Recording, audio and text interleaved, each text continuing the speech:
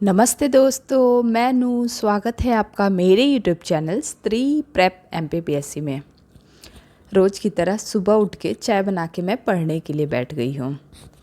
वैसे आपको मैं बता दूँ, जब से मेरी तबीयत थोड़ी गड़बड़ हुई है तब से मैं थोड़ी ज़्यादा सोने लग गई हूँ। ऐसे तो 16 फरवरी का टेंशन रहता है, लेकिन नींद का बहुत मुझे नींद आने लगी है। तो मैं आप सभी को यही कहूँगी कि जो भी दिन बचे हुए हैं इसमें आप पढ़ाई तो बिल्कुल कीजिए, लेकिन उसके साथ साथ अपने सेहत का भी ध्यान रखिए, क्योंकि अगर सेहत ही ठीक नहीं रहेगा तो आप कुछ नहीं कर पाइएगा।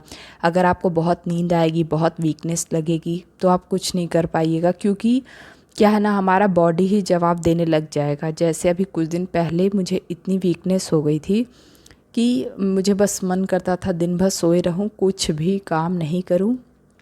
उसके बाद फिर काफ़ी कुछ प्रॉब्लम हुई, बट फिर अब ठीक हूँ मैं।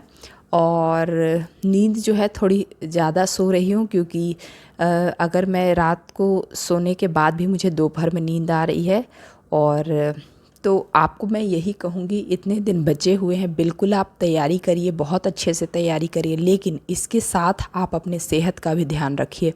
क्योंकि क्या है ना, जनरली जितनी भी मैरिड और बच्चे जिनके हैं वो पूरे परिवार का ख्याल रखती हैं, अपने बच्चों का, अपने हस्बैंड का, सबका ख्याल रखती हैं, लेकिन वो खुद का ख्याल नहीं रखती हैं। उसी कैटेगरी में मैं भी आती हूँ, क्योंकि हम लोग ऐसे सोचते हैं कि सारा काम कर लें उसके बाद हम खाएंगे, हम थोड़ा पढ़ लें फिर हम खाएंगे, अभी थोड़ा टाइम मिला है, अभी हम ये काम कर लेते हैं जल्दी से, उसके बाद खा लेंगे। तो हम अपने हेल्थ को इग्नोर कर देते हैं, और उसका परिणाम ये होता है कि हम पढ़ने में ही कॉम्प्रोमाइज़ होना पड़ता है, क्योंकि बाकी काम तो हम कर ही लेते हैं। तो मैं आप सभी को यही कहूँगी कि जिस तरह आप अपनी पढ़ाई को ध्यान दे रहे हैं, वैसे अपनी सेहत को भी ध्यान दीजिए, क्योंकि सेहत बहुत ज़रूरी है। अगर आपका तबीयत ख़राब होगा तो आप चाह के भी नहीं पढ़ पाएंगे। इसलिए फ़र्स्ट प्रायोरिटी आप 16 फरवरी को बिल्कुल दीजिए, लेकिन साथ साथ में आपकी प्रायोरिटी आपका सेहत भी होना चाहिए। और आप सभी को मैं बहुत बहुत धन्यवाद देती हूँ मेरी वीडियो को लाइक, शेयर एंड सब्सक्राइब करने के लिए। और आप सभी को की तैयारी कैसी चल रही है आप मुझे कमेंट कर सकते हैं। आप लोग कैसे अपनी प्रिपरेशन कर रहे हैं, आपने कहाँ से सेल्फ स्टडी कर रहे हैं या कोचिंग कर रहे हैं, जो भी कर रहे हैं, जिस तरह आप प्रीलिम्स की तैयारी कर रहे हैं, आप मुझे कमेंट करके जवाब दे सकते हैं। और मुझे अच्छा लगेगा कि आप लोग भी अपनी कुछ चीज़ें शेयर करेंगे तो ठीक है। और मेरा तो आप जानते ही हैं, वीडियो के थ्रू मैं अपना सारा कुछ शेयर करती हूँ कि मैं सारांश ICS में मेंटोरशिप प्रोग्राम ली हूँ और मेरी पढ़ाई उसी के थ्रू चल रही है। तो आप भी अपनी जो इन्फॉर्मेशन है वो आप कमेंट में कर सकते हैं कि आप किस तरह पढ़ाई कर रहे हैं, सेल्फ स्टडी कर रहे हैं, कोचिंग क्लास ले रहे हैं, मेंटोरशिप प्रोग्राम ले रहे हैं, किस तरह से आप पढ़ रहे हैं, आप मुझे बता सकते हैं। और आप लोग जो है टाइम टेबल तो बना ही लिए होंगे कि अगले जो दिन बचे हुए हैं आप उसमें कैसे पढ़ने वाले हैं।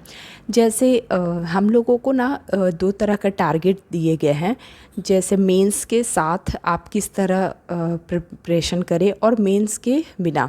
जैसे हमें कैटेगरी किया गया है कि अगर आप फर्स्ट टाइम प्रीलिम्स दे रहे हैं या फिर 2-3 बार से आपका प्रीलिम्स नहीं निकला है तो आप मेंस बिल्कुल भी ना पढ़ें। लेकिन अगर आप 1-2 मेंस लिख चुके हैं तो आप प्री के साथ मेंस जो है वो नवंबर तक पढ़ सकते हैं। तो इस तरह का हम लोगों को 2 टाइम टेबल दिया गया है जिसको हमको फॉलो करना है।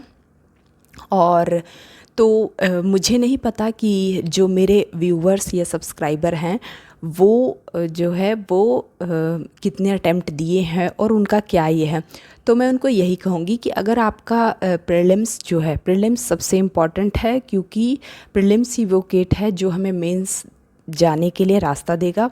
तो हमें प्रीलिम्स पे तो फोकस करना है, लेकिन अगर आप 1-2 मेंस लिख चुके हैं तो आप प्रीलिम्स को जो है थोड़ा कम प्रायोरिटी दे सकते हैं नवंबर मंथ में। बाकी लोग जिनका फर्स्ट अटैम्प्ट है, जैसे मेरा 2025 में फ़र्स्ट अटैम्प्ट है, तो मैं फुल्ली प्रीलिम्स को फोकस कर रही हूँ। तो आप भी प्रीलिम्स में ही फोकस कीजिए। और अगर आप 2-3 प्रीलिम्स दिए हैं और आपका क्लियर नहीं हो रहा है तो बिल्कुल प्रीलिम्स को ही ध्यान दीजिए और एनालिसिस कीजिए कि आखिर किस गलती को आपने किया था, आपका प्रीलिम्स नहीं हुआ, और इसी तरह आप एनालिसिस करिए, PYQ देखिए और सिलेबस को बार बार रीड करिए।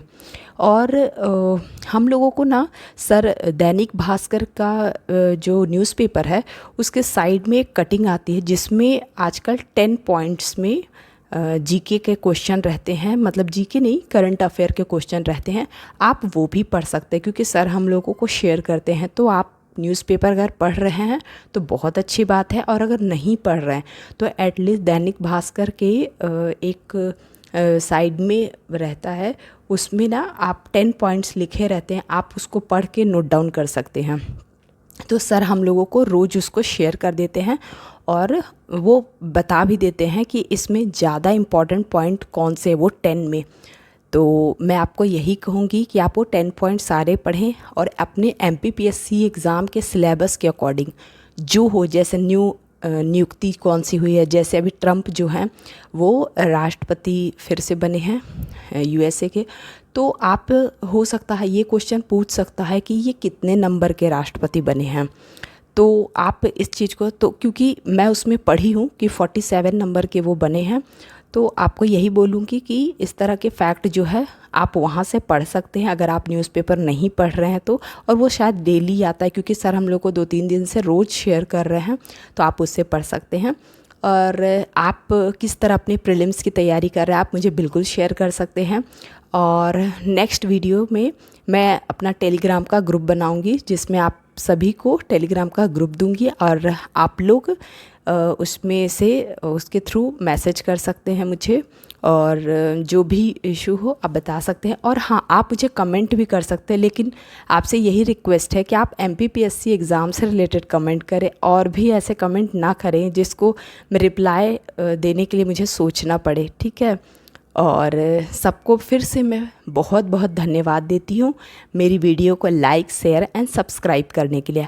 आपका MPPSC एग्ज़ाम से रिलेटेड या फिर प्रिपरेशन से रिलेटेड, सब्जेक्ट से रिलेटेड कोई भी इशू हो तो आप मुझे कमेंट कर सकते हैं, मैं आपके कमेंट का जवाब दूँगी, वीडियो के थ्रू दूँ या फिर कमेंट के थ्रू दूँगी।